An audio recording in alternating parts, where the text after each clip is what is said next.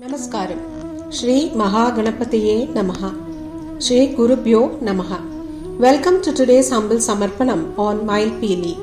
Today we shall chant, learn and understand the slokas of Narayaneeyam Dasakam 37.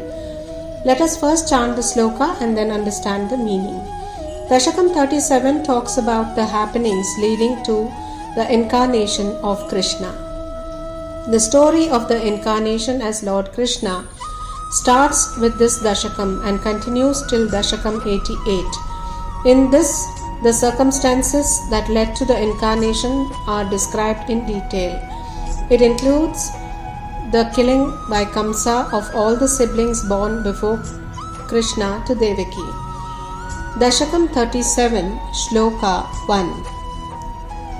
Sandranandatano hare nanupura दैवासुरे संघरे त्वत्कृत्ता अपि कर्म शेषवशतो ये तेन याथा गतिं तेषां भूतलजन्मनां दितिभुवां भारेण दूरार्दिता भूमिप्राप विरिञ्चमाश्रितपदम् Devai Puraivagataihi. O Lord of complete bliss, O Hari, in the war between the gods and demons which took place earlier, the demons were destroyed by you. Yet, those demons who did not attain salvation owing to their remaining merits and demerits were born again on earth as demons, and the earth became terribly afflicted by their burden. So Goddess Earth took refuge at Brahma's feet, where the gods had already assembled, is what Bhattadri says here. Dasakam 37, Shloka 2. Ha ha durjana bhuri bharamatitam pato nidhau patukam etam palayahanta me vivashatam samprachya devaniman इत्यादि प्रचुर प्रलाप विवशाम् आलोक्य दातामहीम् देवानां वदनानि वीक्ष्य परितो दध्यौ भवन्तं हरे.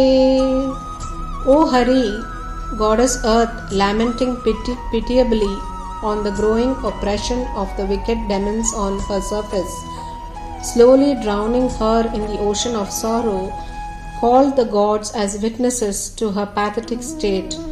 Brahma, perceiving this, looked at the forlorn faces of the gods around him and began to pray to you, is what Bhattadri says. Dasakam 37, Shloka 3. Uchche chambuja bhura munayi suraha Satyam daritraya vacho nanvasya bhavatam cha rakshana vidhau daksho hi lakshmi patihi sarve sharva purassara vayamito gatva payo varidhim natva tamstu mahe javaditi yayuhu Sakam tava ketanam. O Lord, the lotus-born Brahma said to the Devas that what the Mother Earth was saying was indeed true. In the matter of the protection of the Devas and the earth, Mahavishnu alone was capable. He would be the sole savior of the earth, and hence all of them and Brahma, led by Shiva, quickly go from there to the ocean of milk and prostrate before him and sing hymns of his praise, is what Bhattadri says in this shloka. Dasakam 37, Shloka 4. Te mugda nilashali dugda jaladehe tiram gata sangataha yavat tvatpada chintanaika manasaha तावत् सपातो जबुः त्वद्वाचं हृदये निशम्य सकलान् आनन्दयन्नूचिवान् आख्यातः परमात्मना स्वयमहं vakyam tada karnyatam. Here Bhattadri says that, O Lord, they together went to the shore of the ocean of milk, where a pleasant breeze was blowing. As they stood there with their minds fixed on your feet, meditating, then the lotus-born Brahma in his own heart heard your words. Making everyone happy, he told them that he had been spoken to by the Supreme Lord himself, and asked them to listen to those words that the Lord said to him. Dasakam 37, Sloka 5.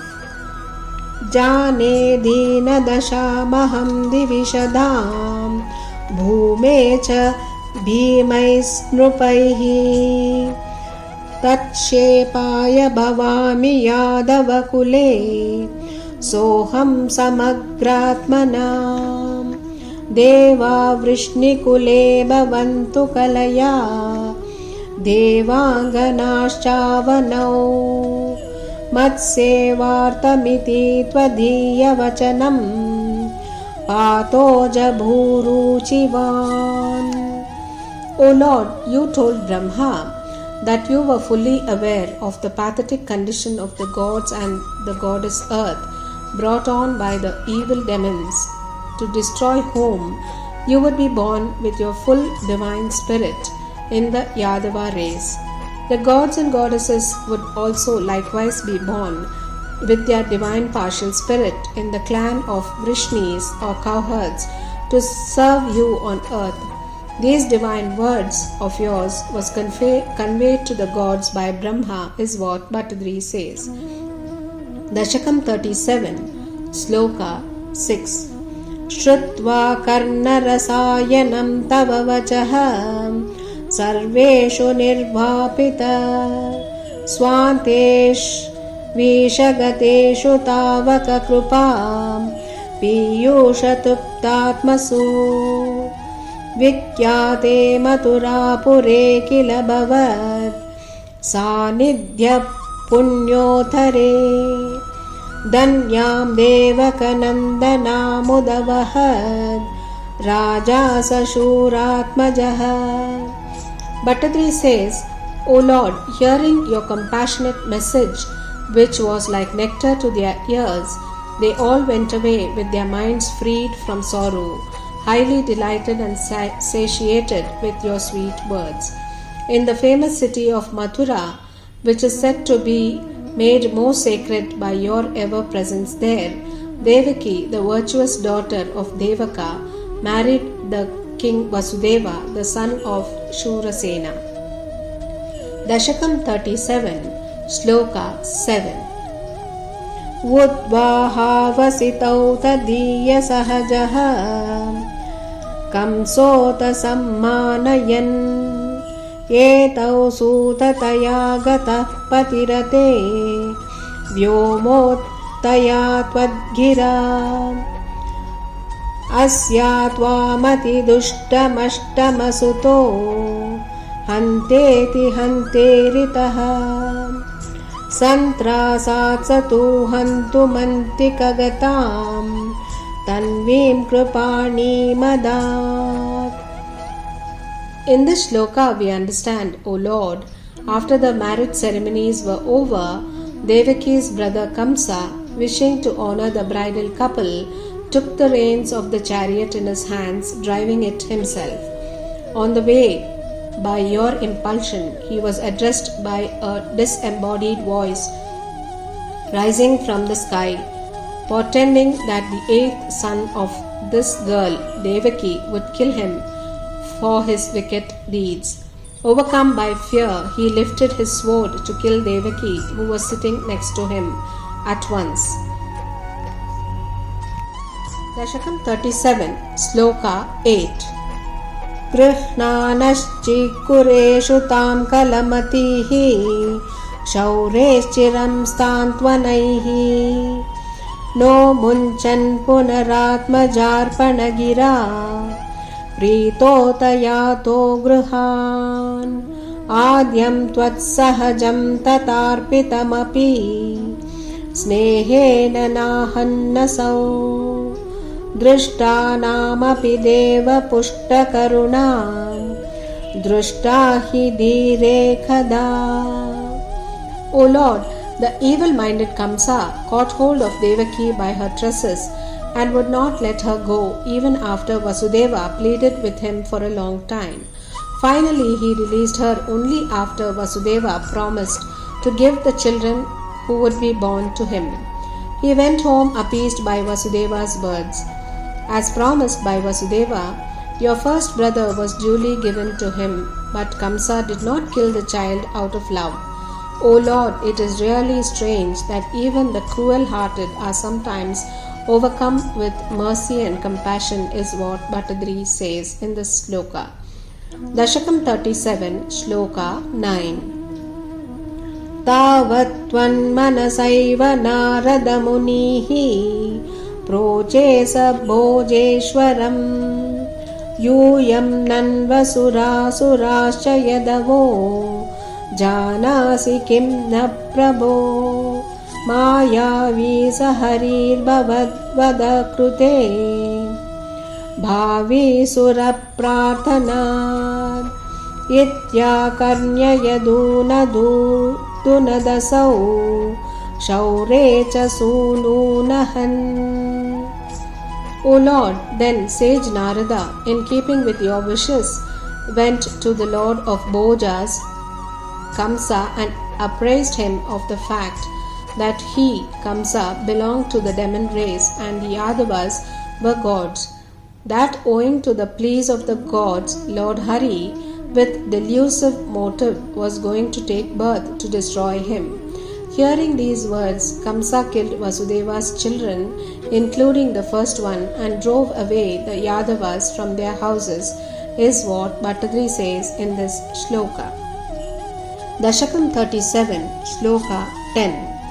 प्राप्ते सप्तमगर्भता महिपतौ त्वत्प्रेरणान्मायया नीते माधवरोहिणीं त्वमपि भोः सच्चित्सुखैकात्मकः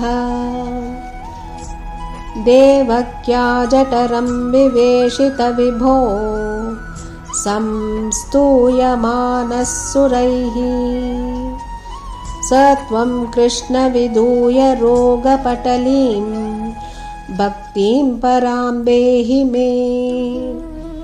O Lord, Madhava, the Lord of serpents Adishesha, entered the 7th pregnancy of Devaki.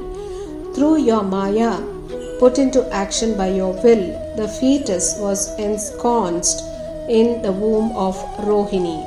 O Lord omnipresent, you who are the sole embodiment of Satchidananda, which is existence, energy and absolute bliss, entered the womb of Devaki.